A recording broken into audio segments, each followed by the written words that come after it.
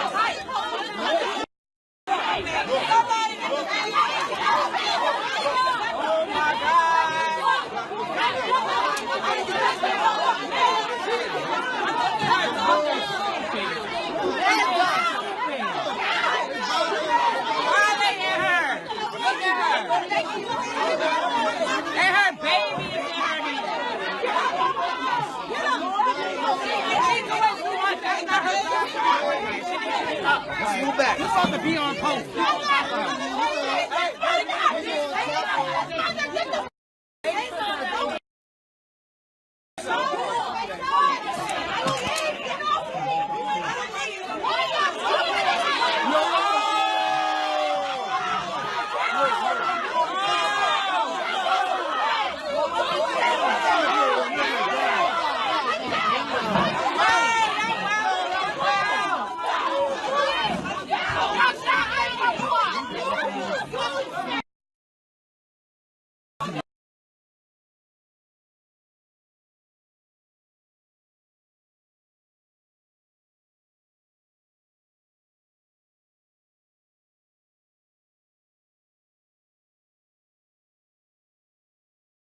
Good morning. I am Brooklyn Borough President Eric Adams, and I'm joined with Lisa Sherberdoff from the Brooklyn Defender Services.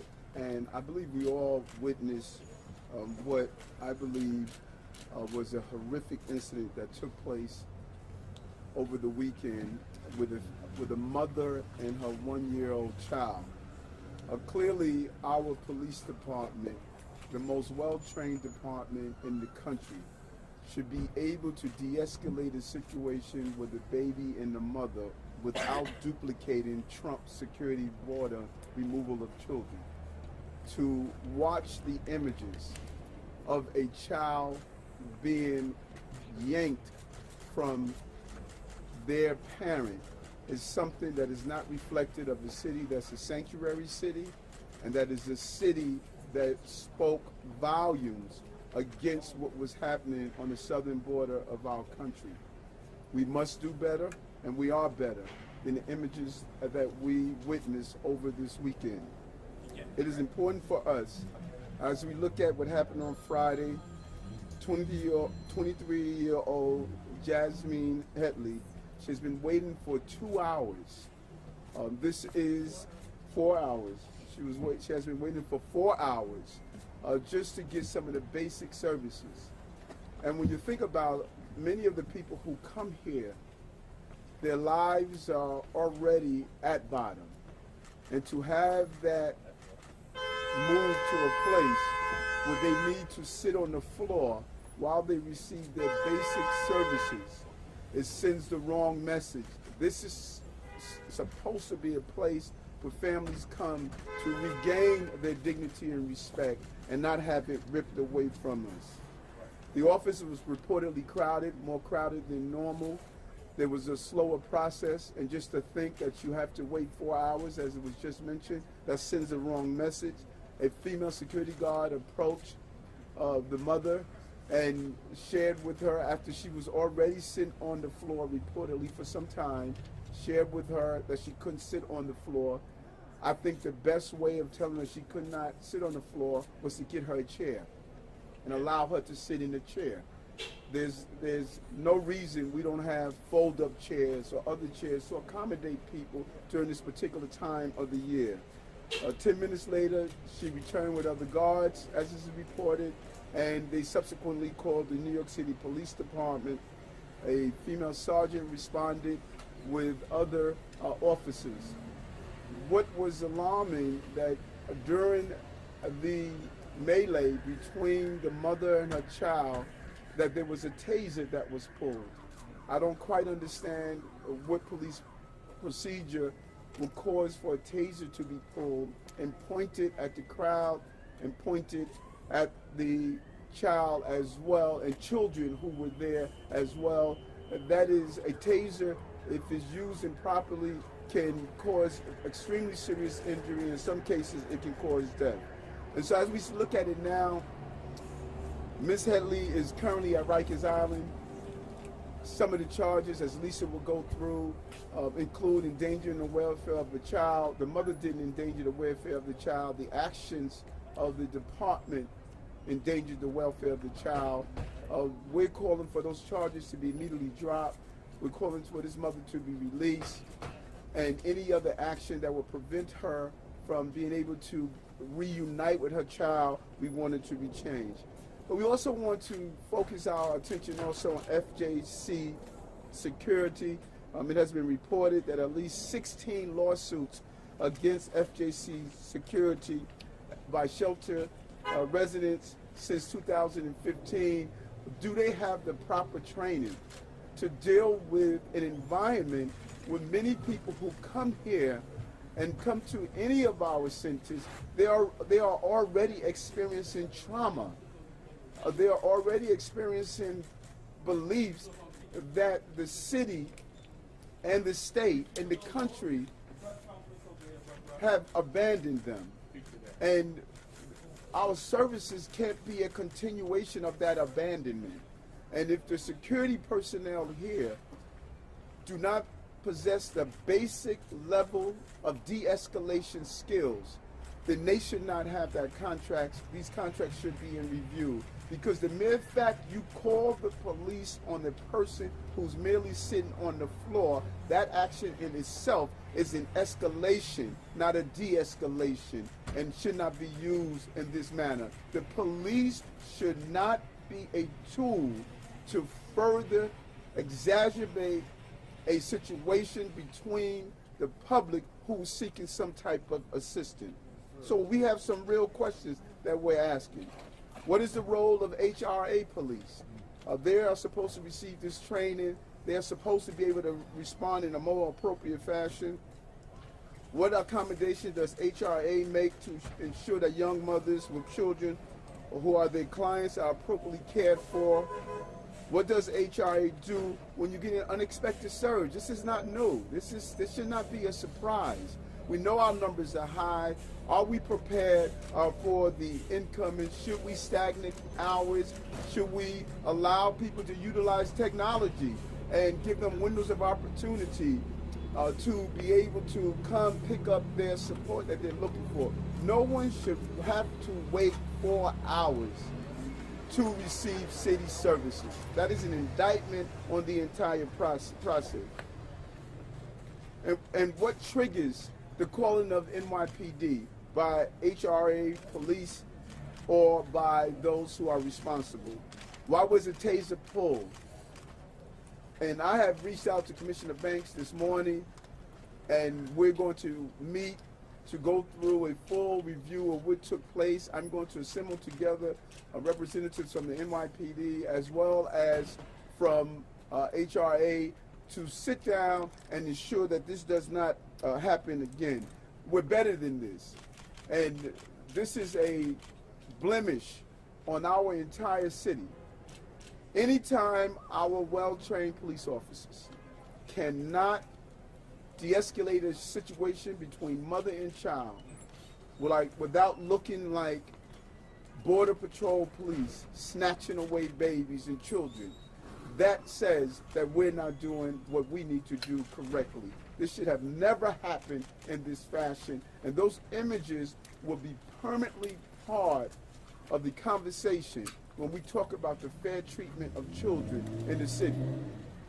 And then when you add this incident with the incident that took place in the Bronx, where a mother was handcuffed to the bed while she gave birth, and for the officers to state that police department procedures are higher than the procedures and the laws that are passed in this city, that sends the wrong message that our officers must understand. We're never larger than the laws, we're never bigger than the laws, and we must always respond to these incidents around mothers and children with the level of compassion that is needed. Take a moment, pause, think through before you escalate a situation. The goal is de-escalation, and we did not see that on both of these encounters.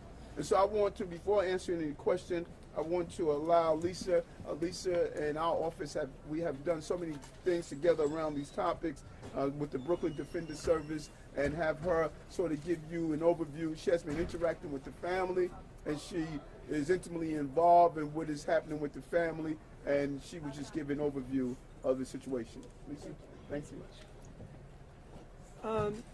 First of all, I want to thank Eric Adams, Borough President Eric Adams, for his always timely and adamant support on behalf of Brooklyn residents, particularly in incidences that involve the police department. And I think he's shown a lot of leadership in reform of many procedures that New York City sees with its police, and I think we all really owe him a great debt of gratitude for all that he has done. It is an appalling situation that our client came upon right here on Friday.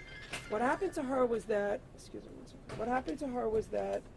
her child care benefit that she received so that she could go to work was cut off in a way that she was unfamiliar of why it happened. She had to take a day off of work to come down here to try to straighten this out.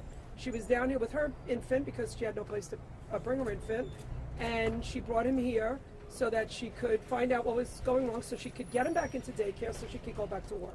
She had to take a day off to do that, and she got here at 9 in the morning, and there was not enough seats. Now, as you just heard, there's been quite a bit of overcrowding in many of these facilities, in part due to, I think, some closures, but there was not enough seating. I think a lot of people had no place to sit, and she was sitting on the floor. She was asked to move multiple times. There was no place to go, and the security, I guess, decided to call 911. Now, I agree, of course, that that was the worst option that they could have used. When people come to this office, they're here because they're in crisis. They have a situation that they are dealing with that is important, that is life and death for them. And there are social workers that work here. This is a social services agency. There are people that are very well equipped to handle situations where things are difficult, including opening a folding chair, but even short of that, giving somebody an option of somebody to talk to, or even somebody who's not a law enforcement intervening. And that's not what happened. Instead, they escalated the situation by bringing the police department in. I'm sure that most of you have seen the video, but just in case anybody who hears this press conference did not, the video was taken by people who happen to be in the same waiting area, and it starts with the police yanking our client's child out of her arms while she's on the floor, as she's screaming, my baby, you're hurting my baby." And instead of stopping and calming and, just relaxing for a minute and thinking about a solution, which after watching it myself, I'm sure could have been handled, they continued and continued and continued to take that baby. And it was a violent encounter where the child was being used as a pawn. And it is very, very disturbing to watch it, and it is reminiscent of what has happened to even some of our clients at the border. And so what happened then was they arrested Miss Headly. Now, Miss Headly was charged with obstructing governmental administration, and she's charged with endangering the welfare of her child, which is absurd. But the thing that I want to make, really clear is that because of that charge, when she came to court, the district attorney asked for, and the judge issued a full order of protection, which means that Miss Headly is not able to see her child right now for an incident that she didn't do anything to her child nor endanger her child in any way. Now, I have a lot of confidence that that part of it might get resolved, and she's currently at Rikers Island due to something unrelated to this, but having to do with a misunderstanding of something that happened in New Jersey. But she's not a person with a long criminal record or anything like that. This is really a one-of-a-kind situation, and when she got arrested, ACS then had to take her child. And now ACS did give the child to the grandmother of the child, Miss Headly's mother. And Miss Headly's mother also has a job, and Miss Headly's mother has to go to work tomorrow. And the child will then have to be watched by the child's great-grandmother. And by the way, the one issue, which is the child care of this young child, has not been resolved because Miss Headly was forced to leave this center.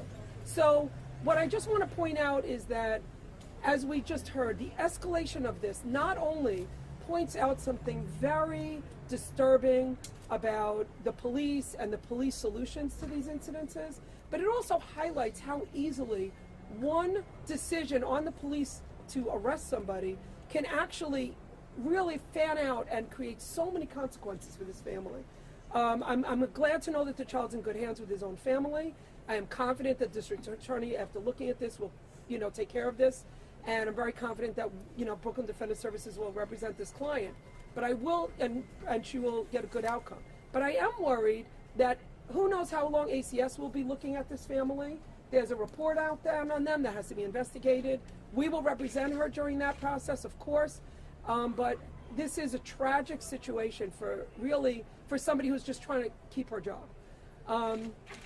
Happy to answer any questions. Before you go, can you say and spell your name and your title? Sure. Please? I'm Executive Director of Brooklyn Defender Services, SCHREIBERSDORF. First name Lisa, Lisa.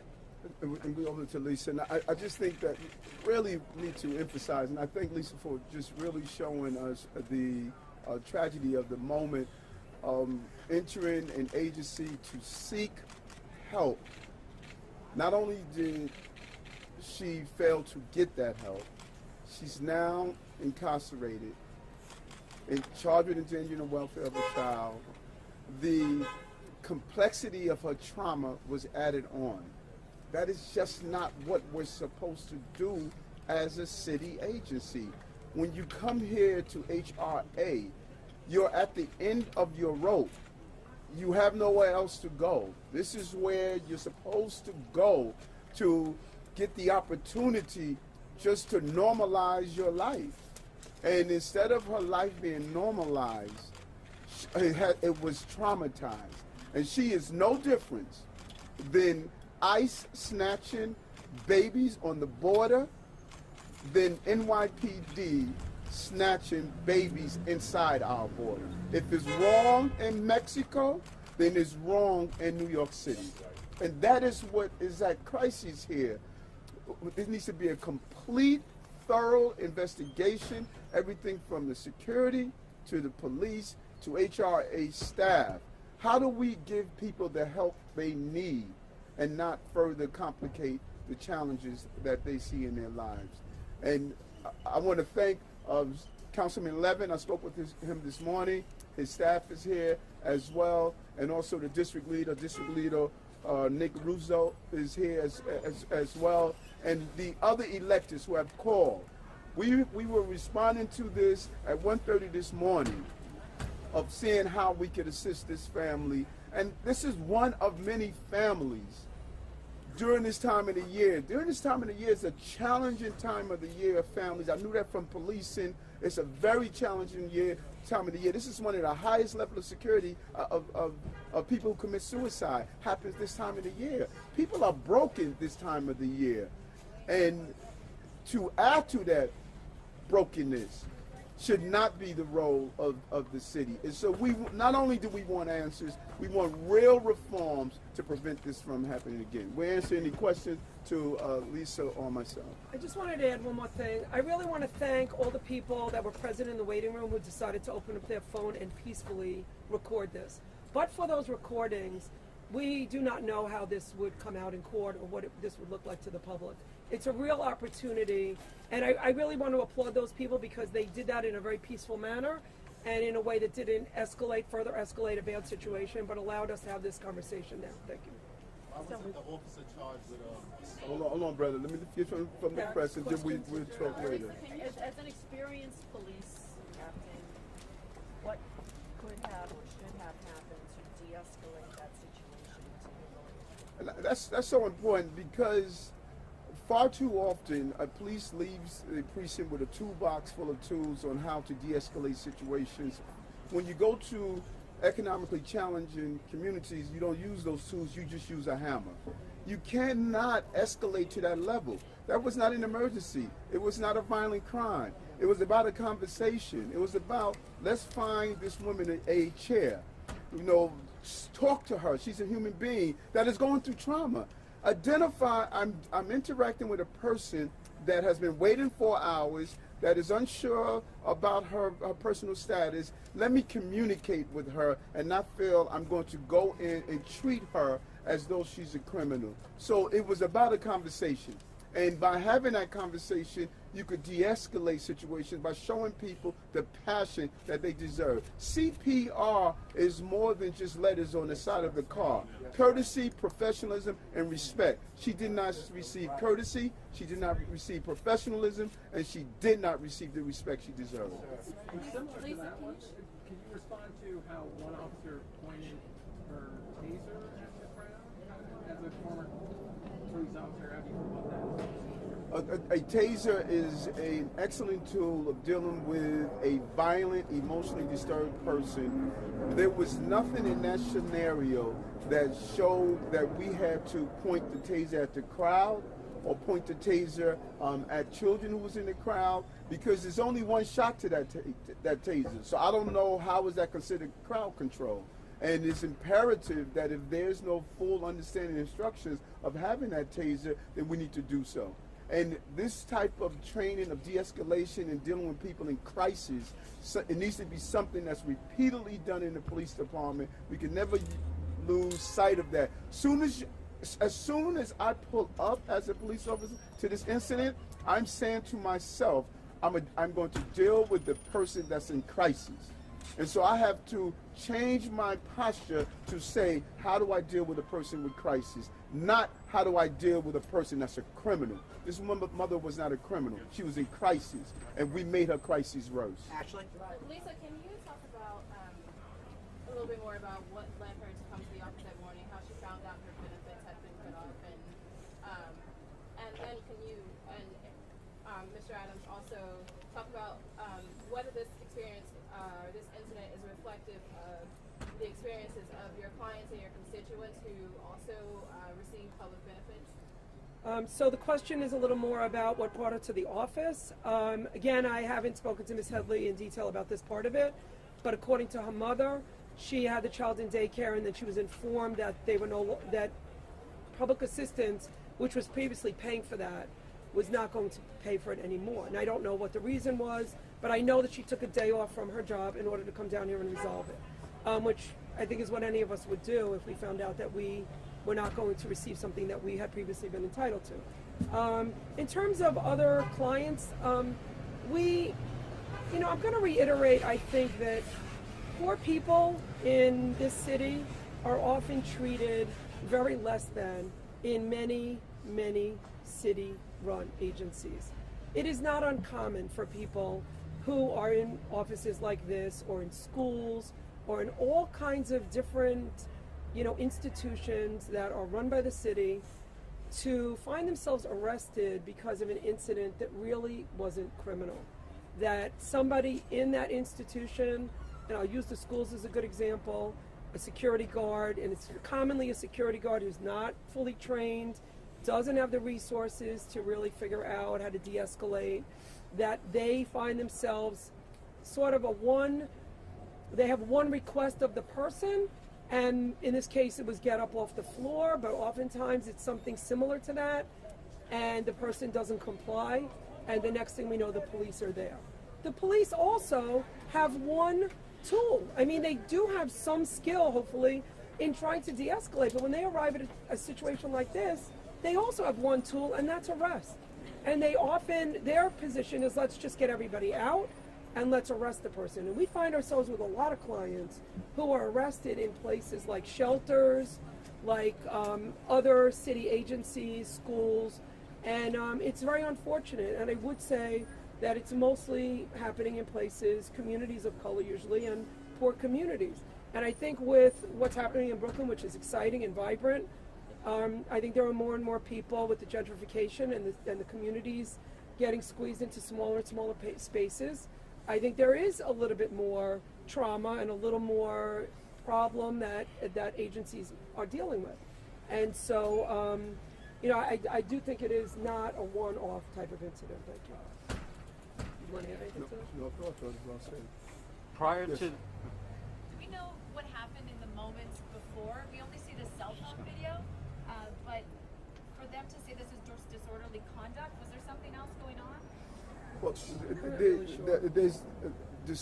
whenever you see disorderly conduct, resisting arrest, obstruction of governmental administration, right away, a red flag pops up. Because those are tools and crimes normally used when someone did not commit a crime and we want to justify our actions. No matter what happened before that, no one was injured. There is no police procedure that would require police officers responding to a dispute to yank a child out of a mother's hand unless that child was in immediate danger and threat. Sitting on the floor is not a 7 major crime category. She should not have been treated that way. To your knowledge, were there any social workers or counselors on site that could have stepped in to de-escalate? I think that's an excellent question. Anytime I believe for a non-violent encounter that the police or security is interacting with a client, a social worker should come in and be the bridge between that interaction, because we are dealing with people who are in crisis. And so the social workers should make the determination of how do we address this. They should have been the one talking to this mother, finding out her needs, hearing her complaints. I've been here for 4 hours. I don't know what is my outcome. And just really talking her through the moment. We have reached this point of saying people don't deserve that because of their economic status. And that is not true. And I think Lisa is really saying, when we start to do an analysis, how many of our the arrests that are made in our schools, in these centers, in different locations, are merely because people are in crisis and no one is taking the time to listen to them. And so the numbers speak for itself, and that's part of the analysis that needs to be done, and look at the disorderly conduct, resisting arrest, governmental administration, and see how many of them were born out of an incident like this. Take away the video from this, we have a mother in Rikers Island that no one is really listening to, where her child is taken from her.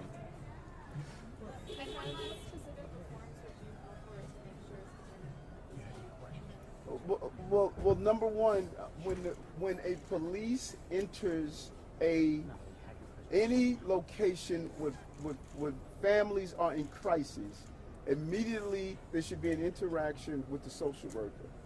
And they should be part of that interaction with the family. They need to go in with the goal of de-escalation. They need to go in with that goal of de-escalation. Second, we need to look at SFC security with the number of lawsuits and complaints that they have.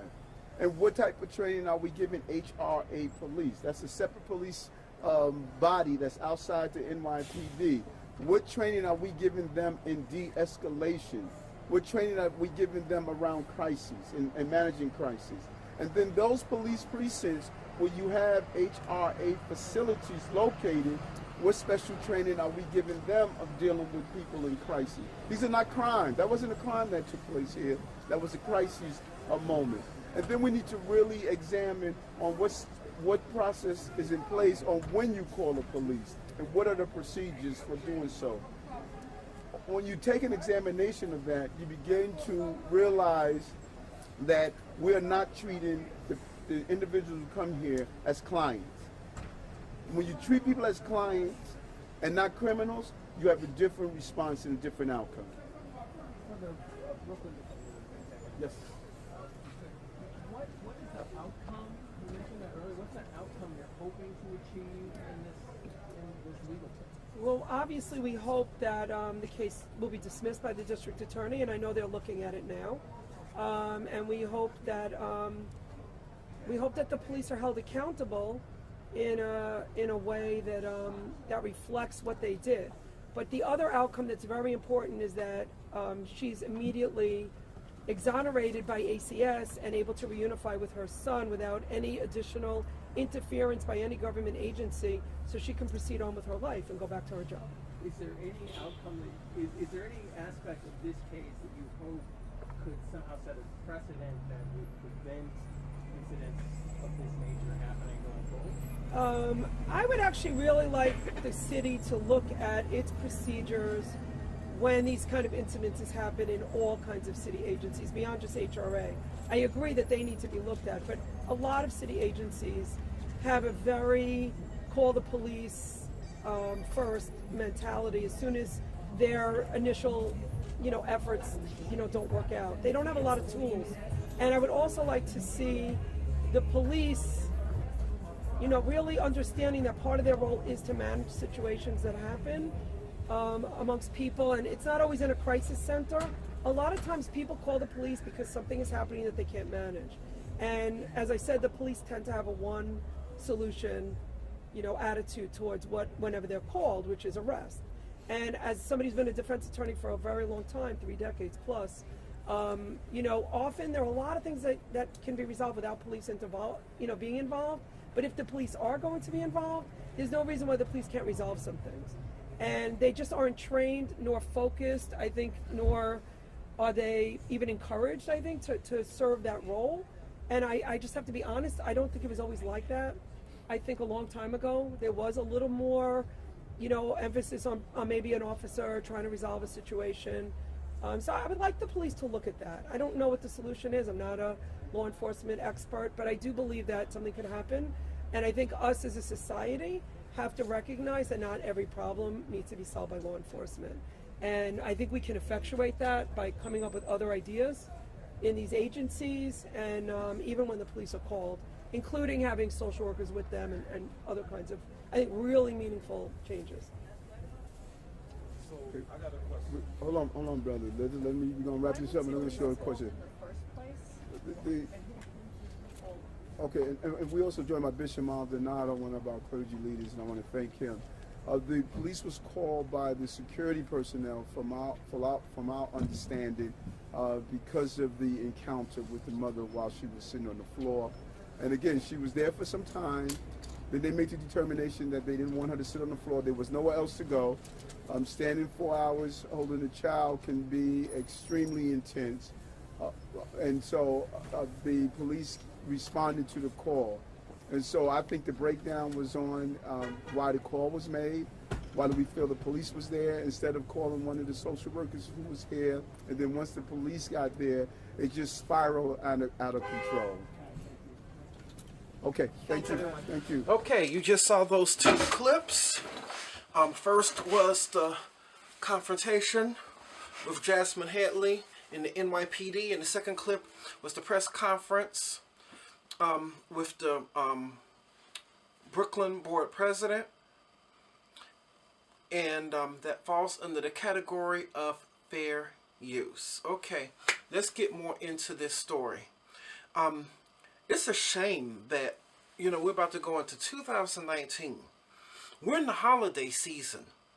And the only thing that this woman wanted was to figure out how come, some child welfare things or some child care vouchers or whatever it was were canceled or cut off.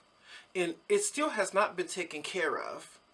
And, a whole lot of times that whenever you're depending on people or people who should be helping you, who work for a government agency, they can do to you and treat you any kind of way that they want to, because why? You're coming to them. And to me, this is not how it should be. People should be able to go any place that they want to and be able to get help without having fear, first of all, of waiting there all day long. And second of all, when there is no more seating and they just go and sit on the floor, that, they have to have the fear of the police being called on them. Now, how stupid is that, to have the police called on you when you're just sitting on the floor? This was not some type of a murder. This was not a rape. This was not a violent crime. The woman was sitting on the floor because there were no more seats. I mean, golly, what else after waiting 4 hours? I mean, what else do you expect a person to do?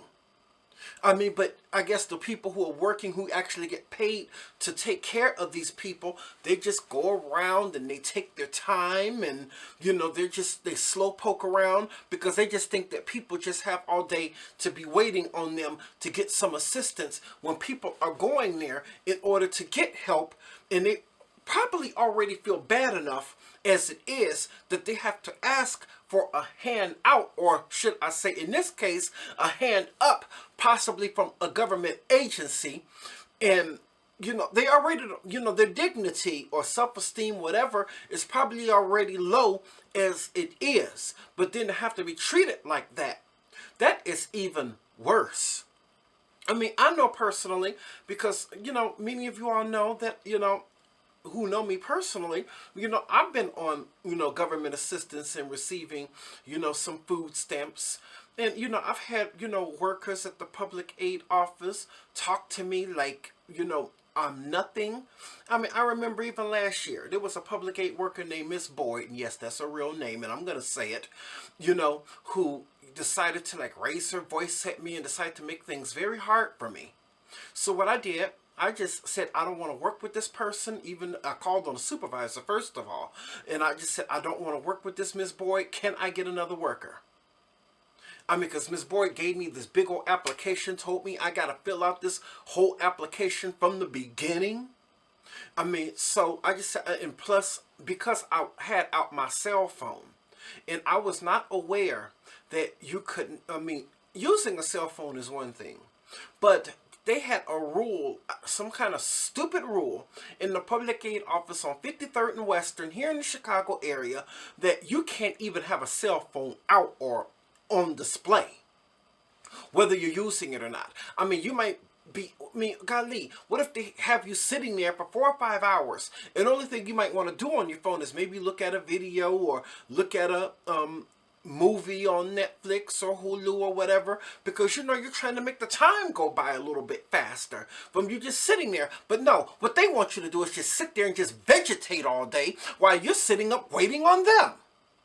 But I wasn't aware of this particular rule. So she starts yelling at me about having the phone out and everything. Didn't even ask me nicely. Just started yelling at me and, told me to fill out this big stack of papers and everything. So, I was a little bit upset, and I told the supervisor I didn't want to work with this person, get me another worker. So she said she had to put me back in the queue, and I had to go back outside in the waiting section and wait for another worker to get freed up.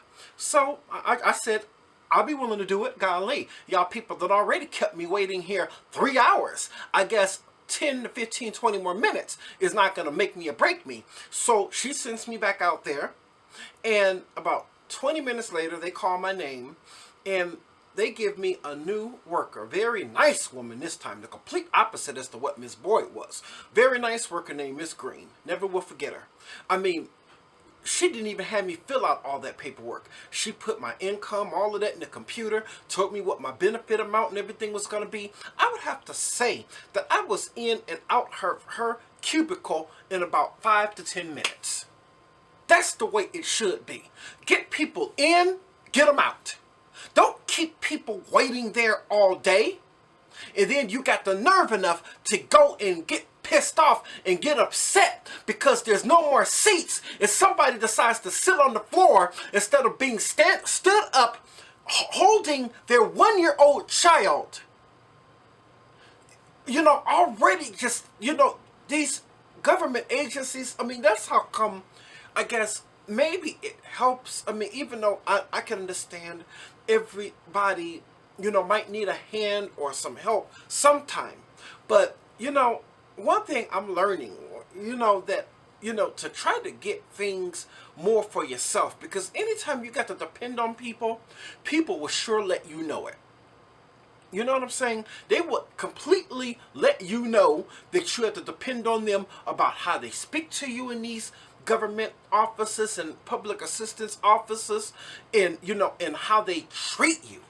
I mean, that's inhumane to have people there in a crowded office waiting for 3 and 4 hours in order to be seen. Somewhere is standing room only, and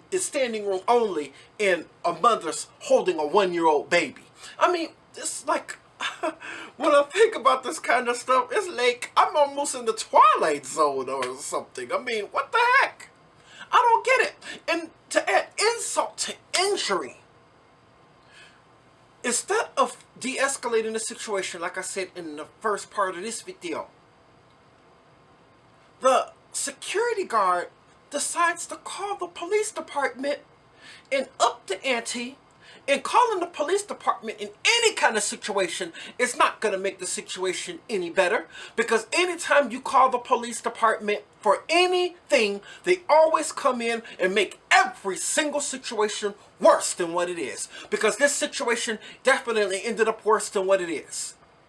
With all of these charges on her now, disorderly conduct and resisting arrest and, well, what else is endangering the welfare of a child and obstruction to government authority or whatever the heck the charge is. And now she's sitting on Rikers Island all because of some kind of stupid, unrelated warrant that took place in a whole different state of New Jersey somewhere. All of this could have easily have been prevented if, you know, this government agency had done their job in getting these people in who are already there and getting them out. And if the security guard would have just simply been nice enough to just see her standing with a 1-year-old and offered her a chair to sit in. You know, that's what's lacking in this whole story. It's just the lack of courtesy and the lack of just people being nice. This whole thing could have easily been prevented. But instead she decides to call the New York Police Department, which always makes everything worse. I mean, I wish everybody would, you know, I said it in other videos, but I'll say it again in my normal Roosevelt sounds off tone. Whenever you're having a problem or some kind of a disagreement, I mean, try to talk it out. Try to be courteous to people. Try to understand where a person is coming from. And stop calling the police for every single thing!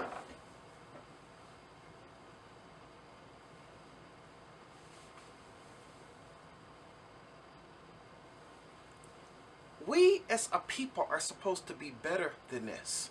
We should know how to be courteous and know how to get along with one another. That's all this story is missing. This story, only thing it needed was a hero.